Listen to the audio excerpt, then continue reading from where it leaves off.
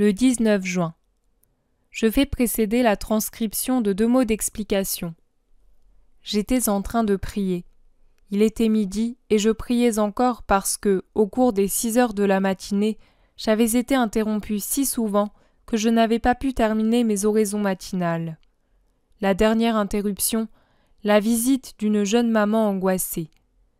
Bref, il était midi et je n'avais pas pu me concentrer en paix pendant 10 minutes d'affilée.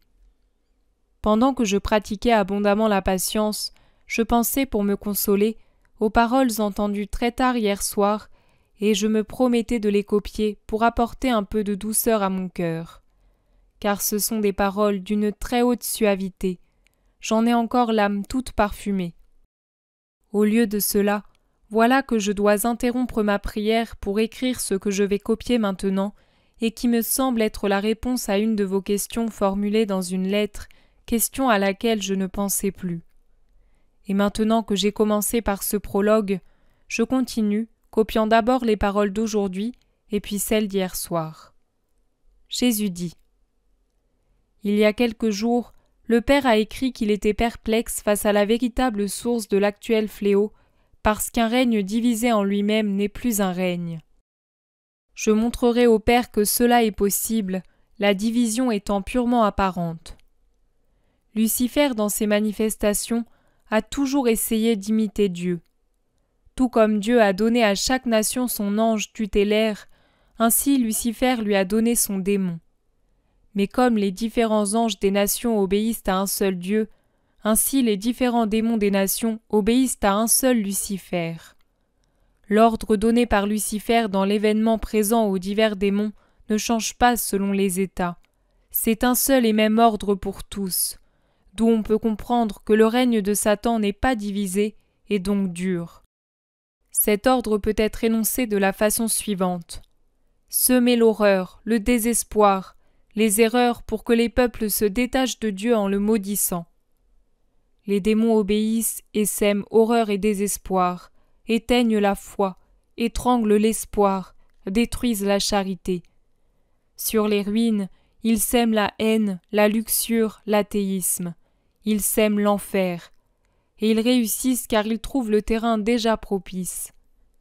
Mes anges aussi luttent pour défendre le pays que je leur ai assigné.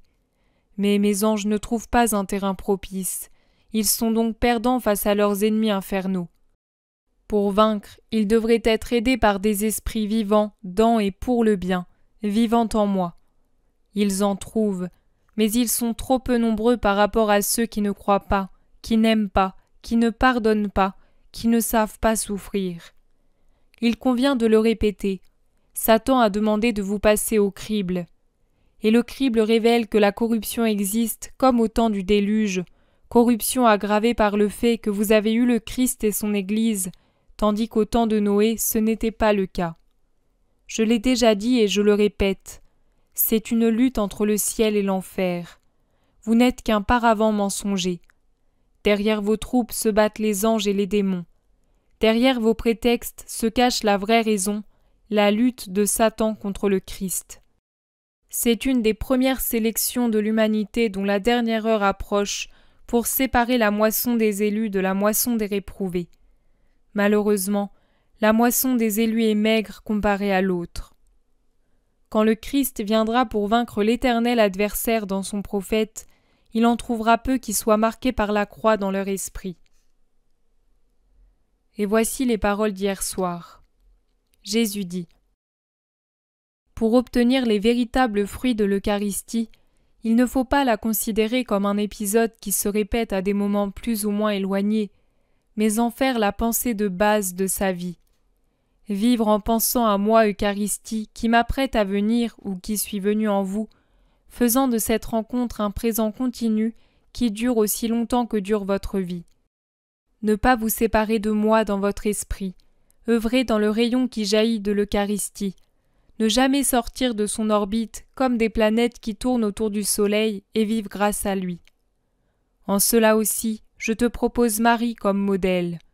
Son union avec moi doit être le modèle de ton union avec moi. La vie de Marie, ma mère, fut entièrement eucharistique. La vie de Maria, la petite victime, doit être entièrement eucharistique. Si Eucharistie signifie communion, Marie vécut eucharistiquement pendant presque toute sa vie, car j'étais en ma mère avant d'être au monde comme homme, et je ne cessai point d'être en elle lorsque je ne fus plus de ce monde comme homme.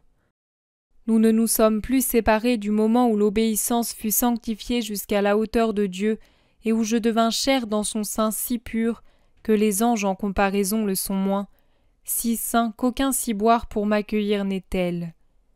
Seulement dans le sein de Dieu y a-t-il une sainteté plus parfaite que celle de Marie. Elle est, après le Dieu unique en 3 personnes, la sainte des saints. S'il vous était accordé, à vous mortels, de voir la beauté de Marie telle qu'elle est, vous en seriez ravis et sanctifiés. Il n'y a pas de comparaison dans l'univers qui serve à vous dire ce qu'est ma mère. Soyez saints, et vous la verrez. Et si voir Dieu est la joie des bienheureux, voir Marie est la joie de tout le paradis. Car en elle, non seulement se délectent les cœurs des anges et la foule des saints, mais le Père, le Fils et l'Esprit Saint la contemplent comme l'œuvre la plus belle de leur trinité d'amour. Nous ne nous sommes jamais séparés.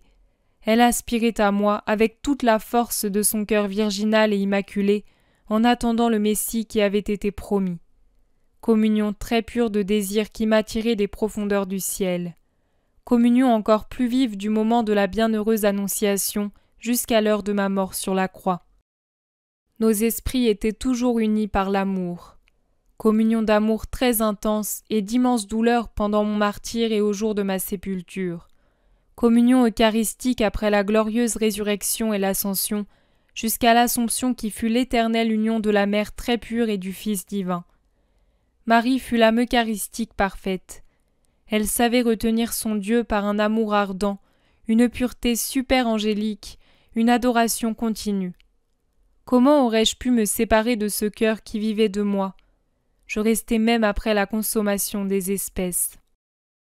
Les paroles que je dis à ma mère pendant les 33 ans où je fus son fils sur la terre ne sont rien comparées aux entretiens que je, Eucharistie, eus avec elle ciboire. Mais ces paroles-là sont trop divines et trop pures pour qu'esprit humain puisse les connaître et bouche humaine les répéter. Dans le temple de Jérusalem, seul le prêtre entrait dans le Saint des Saints où se trouvait l'arche du Seigneur.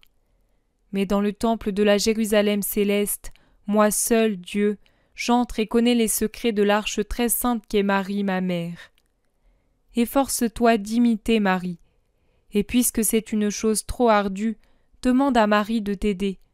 Ce qui est impossible à l'être humain est possible à Dieu, et très possible si on le demande en Marie, avec Marie, par Marie.